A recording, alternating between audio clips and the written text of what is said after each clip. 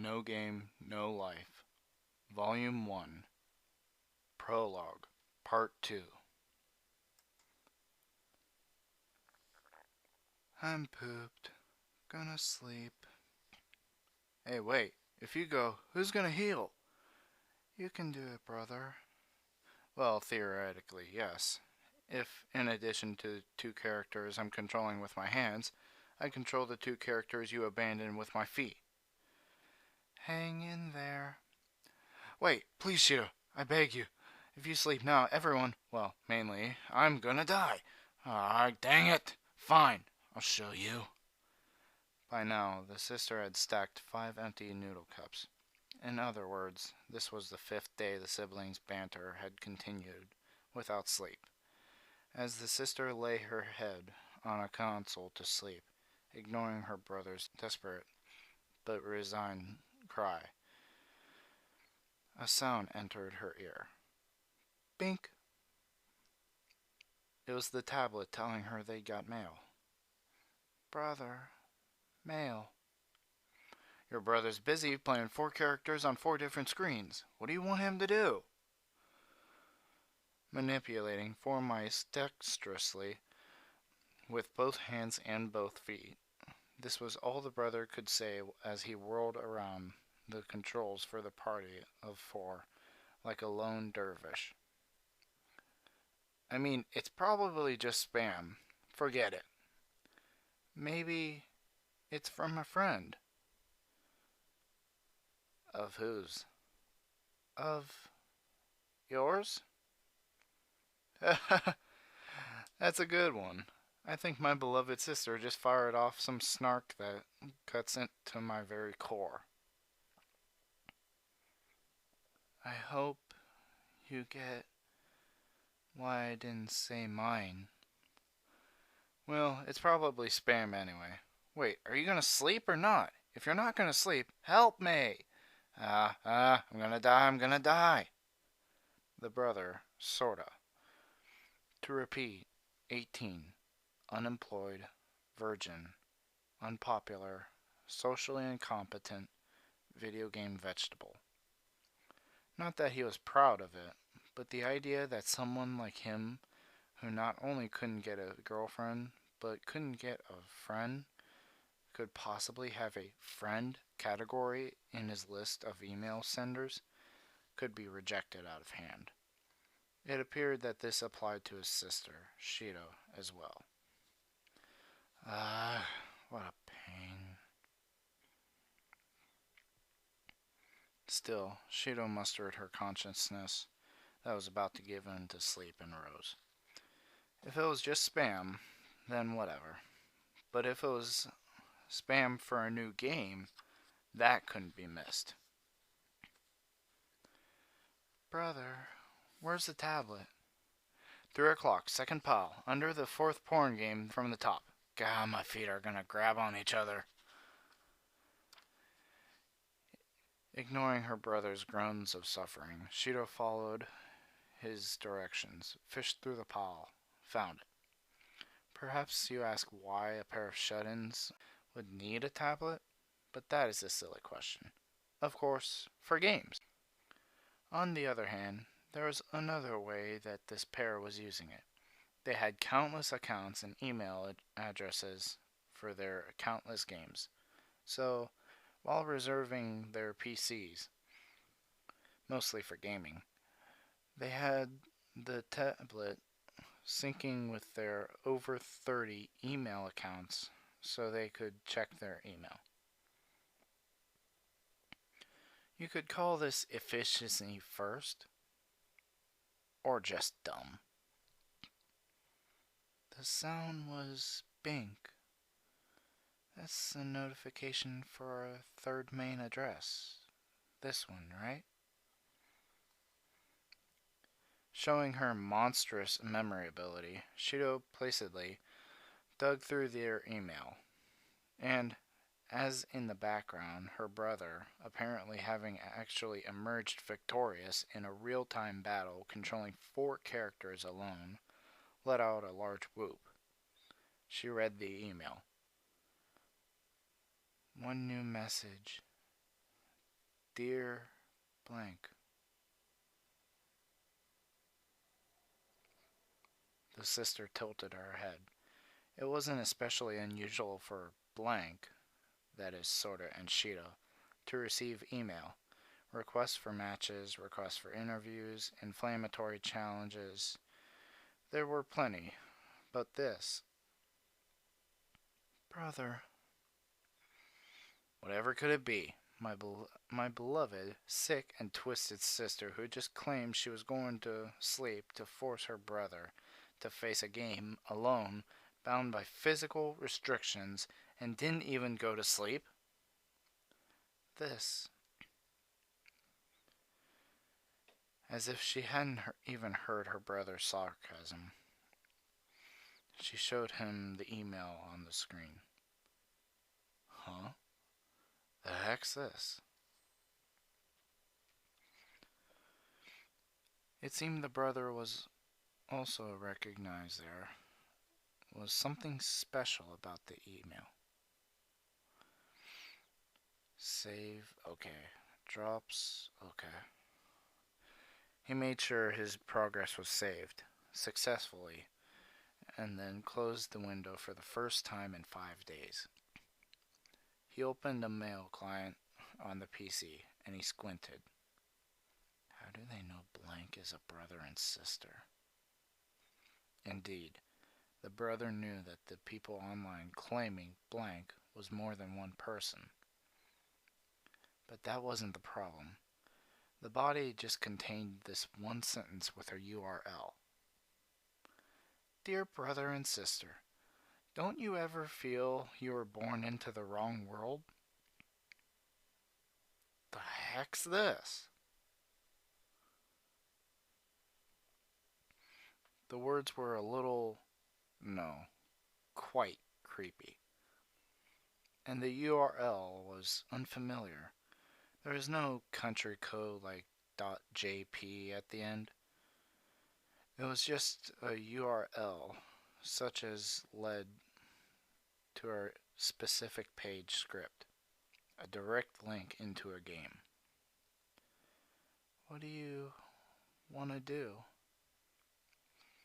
The sister asked as if she didn't particularly care. But it was apparent that she, too, took an interest in this email that seemed to know who they were. If she weren't, she'd normally just put her head back on the console and sleep.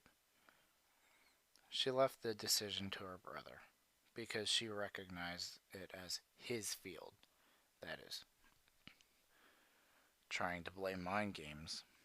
Oh well, it may be a bluff, but it may be fun. He ran security software to check for malware, and then he clicked the link. But what appeared was unbelievably simple. An unadorned online chessboard. Good night. Hey, wait. This is a challenge to blank. If it's a high-level chess program, I can't beat it on my own. The brother stopped the sister, who seemed to have immediately lost interest and was trying again to go to sleep. Chess? Give me a break. Yeah, I know how you feel. Software that had shut out a grandmaster at the top of world chess. The sister had beaten it 20 times in a row. This was long ago. It wasn't surprising she'd lost interest in the game. But blank can't lose. At least stay up until we can see how good they are. Fine. And so, Sorta made his first move, then his second. Sheeta watched disinterestedly. Actually, more just sleepily. She watched heavily as if she was rowing a boat. But then, after 5 or 10 moves, Sheeta's eyes, until then 80% closed, opened up and stared at the screen. Huh? What's this? Just as Sora began to feel uneasy, Shido stood up and spoke. Brother, my turn. The brother handed over his seat obediently without a word of argument. This indicated that the sister had judged that the brother couldn't do it. In other words, that the opponent was worthy of playing the greatest chess player in the world. The sister proceeded with her moves. Chess is a finite, zero-sum, two-player game with perfect information. It's a game with no room for coincidence to intervene in the form of luck. In theory, an unbeatable strategy clearly exists, but only in theory. Only if one can grasp all of the vast number of possible games, 10 to the 120th power. Practically speaking, there is no such thing. But Shido says there is. She says with conviction that all you have to do is read all 10 to the 120th power possibilities. And she did, in fact, beat the world's top chess program 20 times in a row. In chess, the person who goes first has to pick the best move to win. And the person who goes second can only draw. That's the theory, anyway.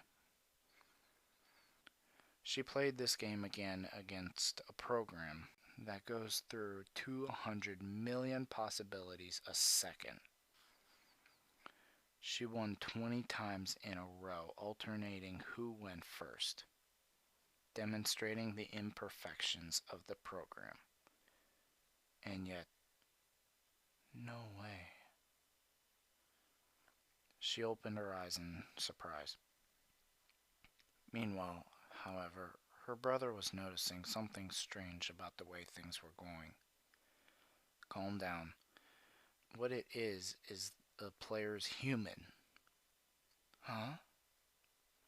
The program always makes the best move. It has unlimited concentration, but it can only move according to established strategies. That's why you can win. But now this guy. The brother pointed to the screen. He's making a bad move on purpose to lure you in. You assumed that it was the program's mistake. That was your mistake. The sister had no counter-argument for her brother. It was true that, in chess, no, in almost any game, her technical skill vastly outmatched his. Truly a genius gamer. However, in mind games, reading the opponent and manipulation and all kinds of insight into that wild card of the opponent's emotions, the brother's skills were superhuman. That was why blank, the combination of Sora and Shido, was unbeaten. Don't worry, just calm down. If the opponent's not a program, then all the more there's no way you'll lose. Just don't let him shake you. I'll explain his traps and strategies, so cool it. Okay, I'll try. This was it. The mechanism behind the gamer running away with the top global rankings for so many games.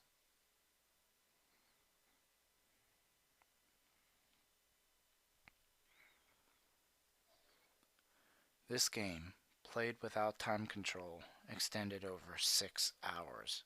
The adrenaline and dopamine secreted by their brains made them forget they'd been up for 5 days straight, swept away fatigue, and pulled their concentration up to its limits.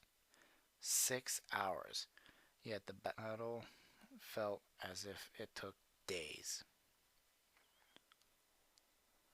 Finally, the decisive moment came, the emotionless voice echoing from the speaker. Checkmate. The siblings won.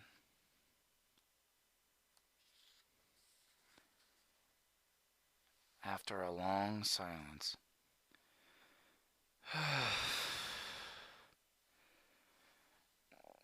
they exhaled all their breath.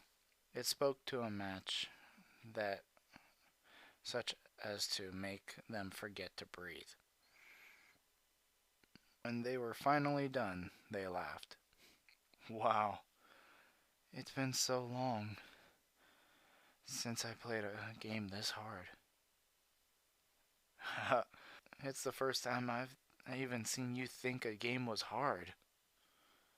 Well, brother, is the opponent really human? Yeah, there's no mistaking it. I could see him hesitating when you didn't take his bait, getting slightly confused when the traps he'd laid didn't go off. It's a human for sure, either that or a monster. I wonder what he's like. The sister, who had shut out a program that had shut out the Grandmasters, was becoming interested in an opponent. Well, it could actually be a Grandmaster. Programs are precise, but people are complex. I see.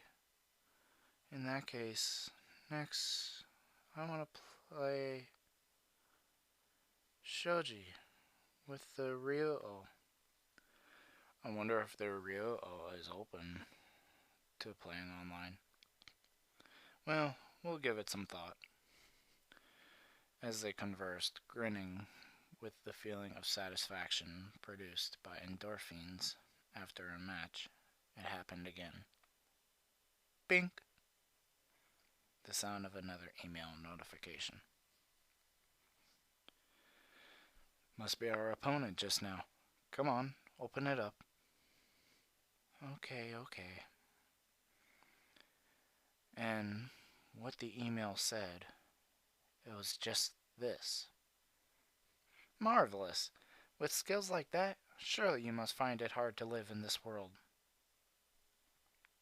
All it took was one line, and their psyches dropped to a freezing point.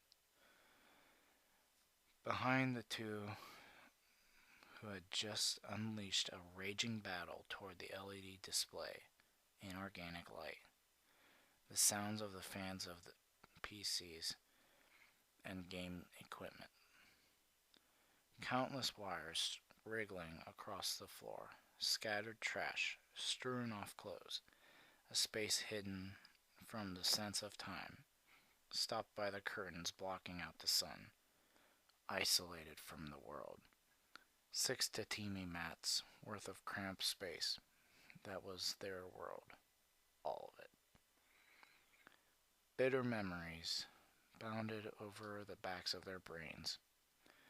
The brother, who had been born no good, and so was too good at reading the people's words and motives. The sister, who had been born too smart, and because of that, and her pure white hair and red eyes, had no one who understood her. The siblings, who had been abandoned even by their parents, then left alone in this world, and who finally closed their hearts to a past that not even the most generous interpretation could call as happy. No, a present. The sister looked down in silence. The brother pounded his anger onto the keyboard at the one who made his sister look down. Thanks for your gosh darn concern. Who the heck are you? The reply came almost immediately. Or was it even a reply? An email ignoring the question came. What do you think of this world? Is it fun? Is it easy to live in? Reading this, he forgot even to be angry and met eyes with his sister. There was nothing they needed to confirm. they knew the answer. That it was the most fail kind of game ever. A stupid game with no clear rules or goal. 7 billion players all taking their turns whenever they wanted. Penalized if you won too much. The sister, who, thanks to being too smart, was alone and bullied, with no one to understand her. Penalized if you lost too much. The brother, who kept failing and getting yelled at by his teachers and parents, yet kept smiling. No right to pass. The bullying that only got worse if she was silent. If she spoke too much, she'd be hated for crossing a line.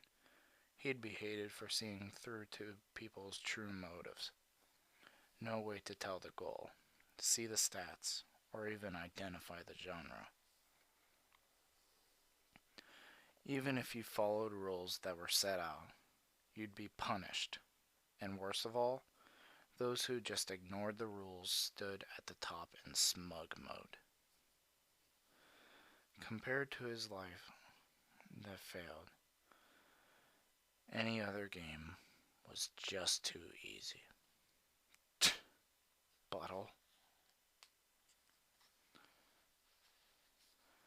Sorta patted the head of his younger sister, who was still looking down. The two who had just displayed a godlike performance were nowhere to be found. The two that were left were downcast, downtrodden. Some of the lowest weaklings in society, nowhere to go, cast out by the world. That's all. The irritation brought the fatigue back in a rush. As the brother moved the cursor to the start button to turn off the computer, for the first time in a while, he heard bink, another email notification entering his ears. His hand proceeded to shut down regardless, but his sister stopped him. What if there was a world where everything was decided by simple games? The two read this suspiciously, but with imagination and longing that they couldn't conceal. What if there was a world on a board where the goal and rules were clear? What would you think? They looked back at each other, grinning in self-deprecation, and nodded. The brother put his hands on the keyboard. So that's where he was going with this. Yeah, if there's such a world, we sure were born in the wrong one. He echoed the words of the initial email and hit send. For a moment, faint static rippled across the computer screen. At the same time, everything in the room stopped with a thud, as if the breaker had been tripped. Except for one thing. The screen that showed the email. And... oh, what? A sound as if the house was creaking. A sound as if electricity was snapping. The brother looked around in a panic as the sister spaced out, clueless as to what was happening. The static grew stronger, regardless of them, and finally took over like a snowball on an untuned TV. And then, from the speakers, no, unmistakably from the screen, this time it wasn't text. A voice came back. I agree. You certainly were born in the wrong world. As not only the screen, but now the whole room was taken over by the static. Suddenly, white arms grew out. What? Eh? The limbs extended from the screen and grabbed the siblings' arms. They were pulled in with powers too strong to fight. Into the screen. Then, I'll let you be born again, into the world you should have been. And then everything turned white. It was because he opened his eyes. It was the light of the sun. He knew this by a burning sensation on his retinas that he hadn't felt in a long time. And finally, the brother realized something from the sight that entered his pupils as they started to adjust to the light. He was high in the sky. Wah! His cramped little room had become, all of a sudden, a wide and sweeping vista. But his scream was not because of the strangeness of the landscape that entered his eyes. Sora's brain was accelerating to grasp the situation, almost enough to fry his brain circuits. And that was why he was screaming.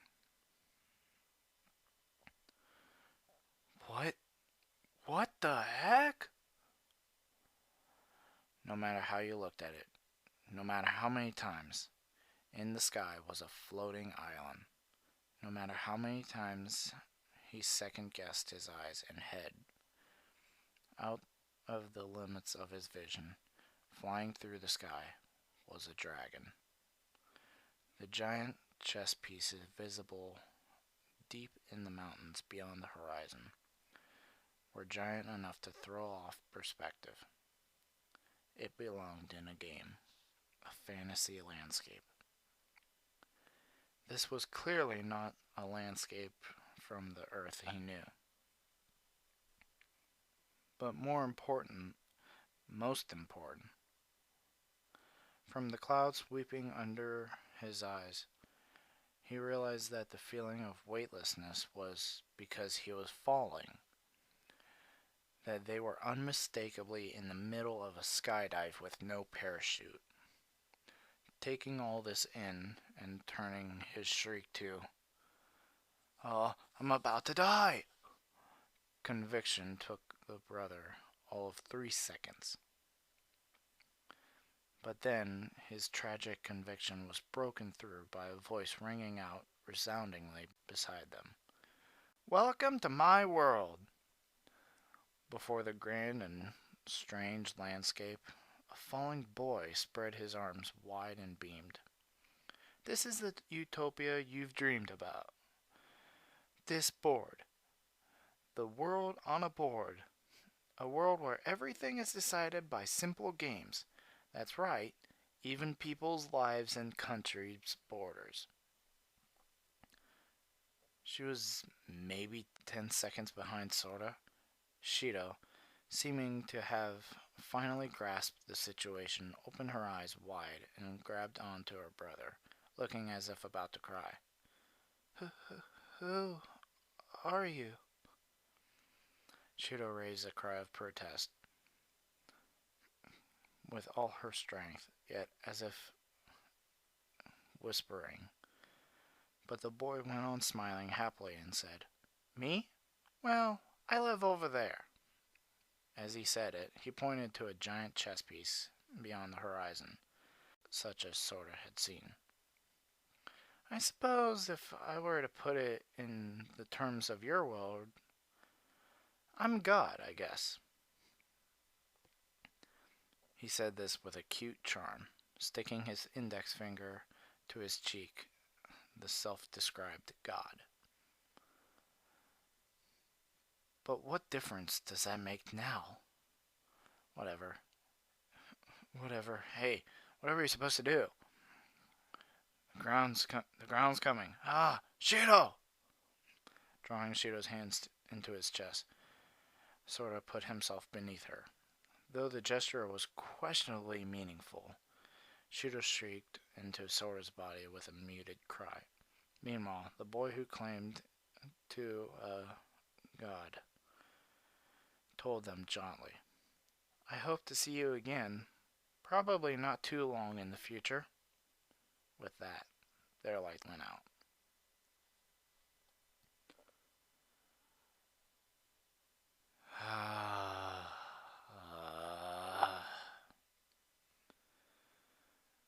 feeling of soil, the scent of flowers. When he came to, Sora was lying on the ground. He groaned and got up. What just happened?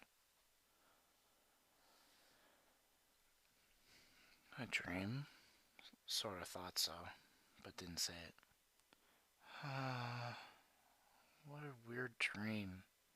Sora's sister woke up after him and groaned. Oh, sister. After I made a point of not saying it, you didn't have to go and set the "it wasn't a dream" flag. With these thoughts, he stood up, but no matter how he tried to pretend he didn't notice, under his feet was soil. An unfamiliar sky soared overhead, and Gah! Sora realized that he was standing at the edge of a cliff and stepped back in a panic. Looking over the panorama from the cliff, an unbelievable landscape spread out before them. No, that's not it. Let me rephrase that. There was an island in the sky, a dragon, and giant chess pieces beyond the mountains on the horizon. So it was the same weird landscape they had seen while falling. So it wasn't a dream. Hey, little sister. The siblings spoke as they looked out with vacant eyes. I've often thought that life was an impossible game, a game for masochists. But this, yeah, they spoke in unison. It's finally bugged out. What the heck? This game is epic fail. And then they lost consciousness once more.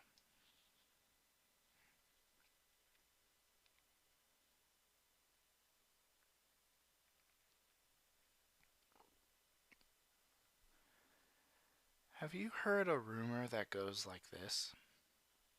They say that people who are just too good at games will one day get an email. The body contains just a few words and a URL. And if you click the link, a certain game will start. If you beat the game,